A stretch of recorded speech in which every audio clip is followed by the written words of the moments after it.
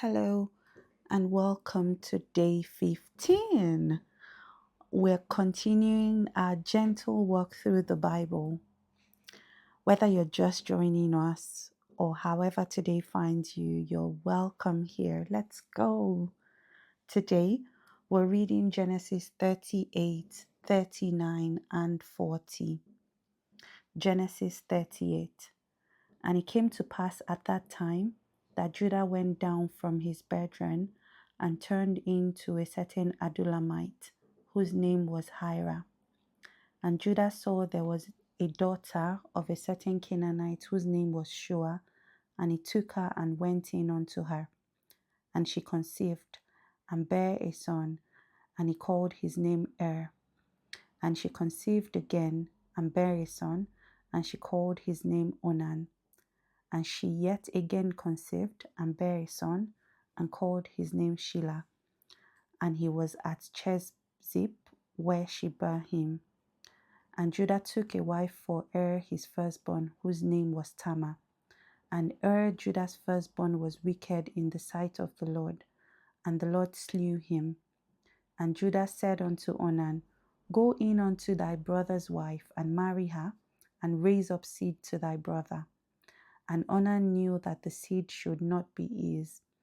And it came to pass, when he went in unto his brother's wife, that he spilled it on the ground, lest that he should give seed to his brother. And the thing which he did displeased the Lord, wherefore he slew him also. Then said Judah to Tamar his daughter-in-law, Remain a widow at thy father's house, till Shelah my son be grown. For he said, Lest peradventure he die also, as his brethren did. And Tamar went and dwelt in her father's house. And in the process of time, the daughter of Shua, Judah's wife, died, and Judah was comforted, and went up unto his sheep shearers to Timnath, he and his friend Hira the Adullamite. And it was told Tamar, saying, Behold, thy father-in-law goeth up to Timnath to shear his sheep. And she put her widow's garments off from her, and covered her with a veil, and wrapped herself, and sat in an open place which is by the way to Timnath. For she saw that Shelah was grown, and she was not given unto him to wife. When Judah saw her, he thought her to be an harlot, because she had covered her face. And he turned unto her by the way, and said, Go to, I pray thee, let me come in unto thee.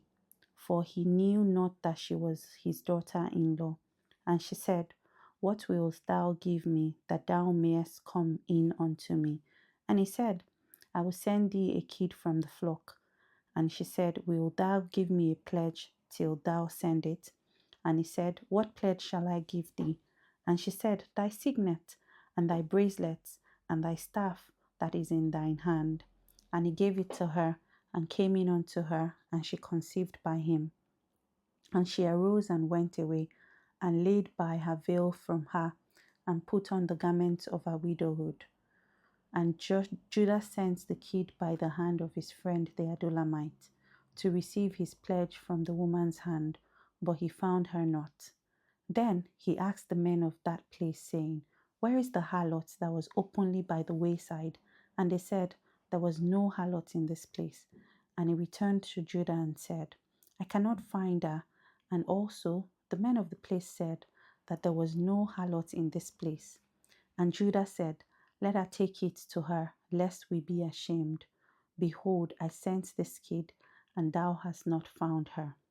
And it came to pass about 3 months after that it was told Judah, saying, Tamar thy daughter-in-law hath played the harlot, and also, behold, she is with child by whoredom. And Judah said, Bring her forth, and let her be burnt.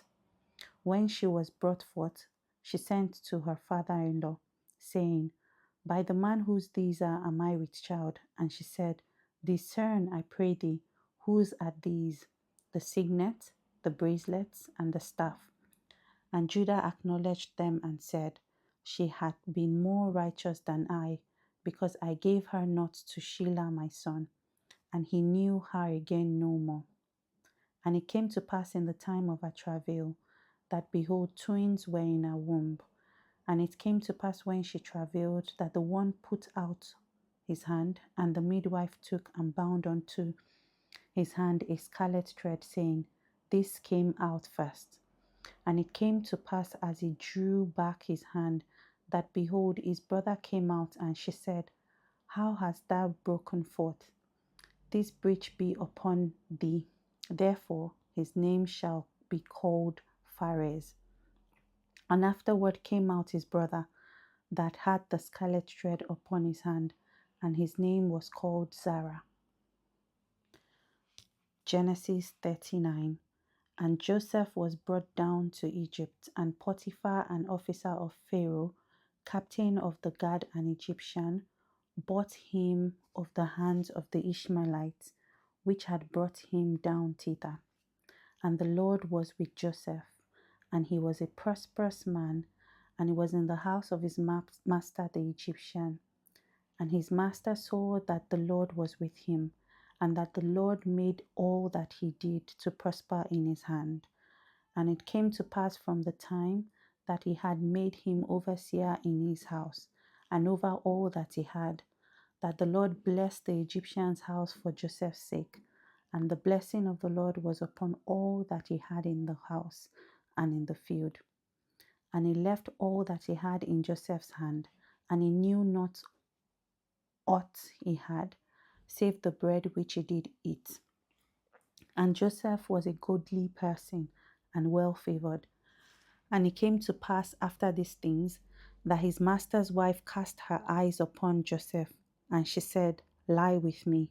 But he refused and said unto his master's wife, Behold, my master watered not what is with me in the house, and he had committed all that he had to my hand. There is none greater in this house than I, neither had he kept back anything from me but thee, because thou art his wife. How then can I do this great wickedness and sin against God? And it came to pass, as she spake to Joseph day by day, that he hearkened not unto her to lie by her or to be with her. And it came to pass about this time that Joseph went into the house to do his business, and there was none of the men in the house therein. And she caught him by his garment, saying, Lie with me. And he left his garment in her hand and fled and got him out.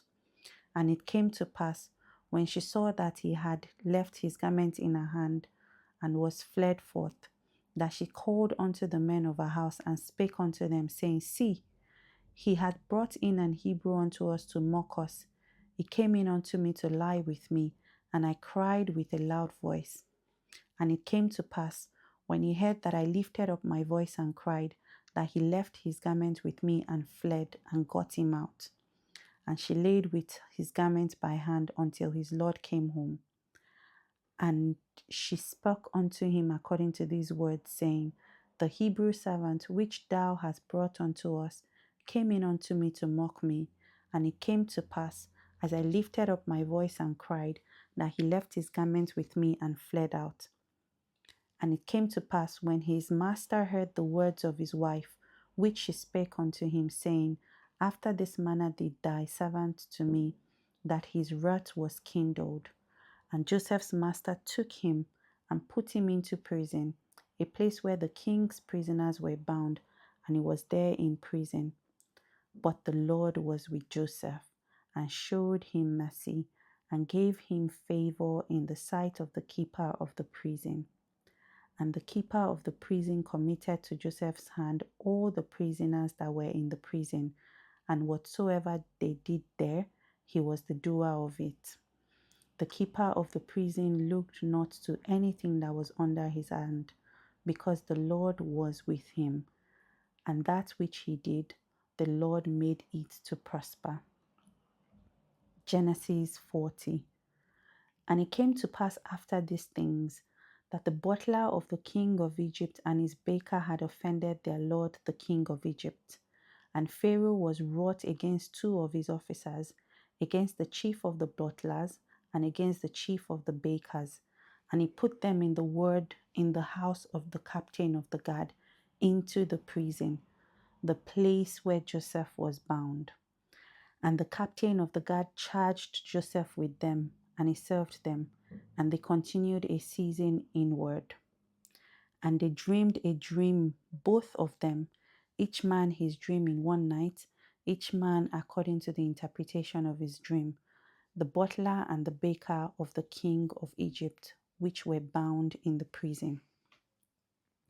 And Joseph came in unto them in the morning and looked upon them, and behold, they were sad.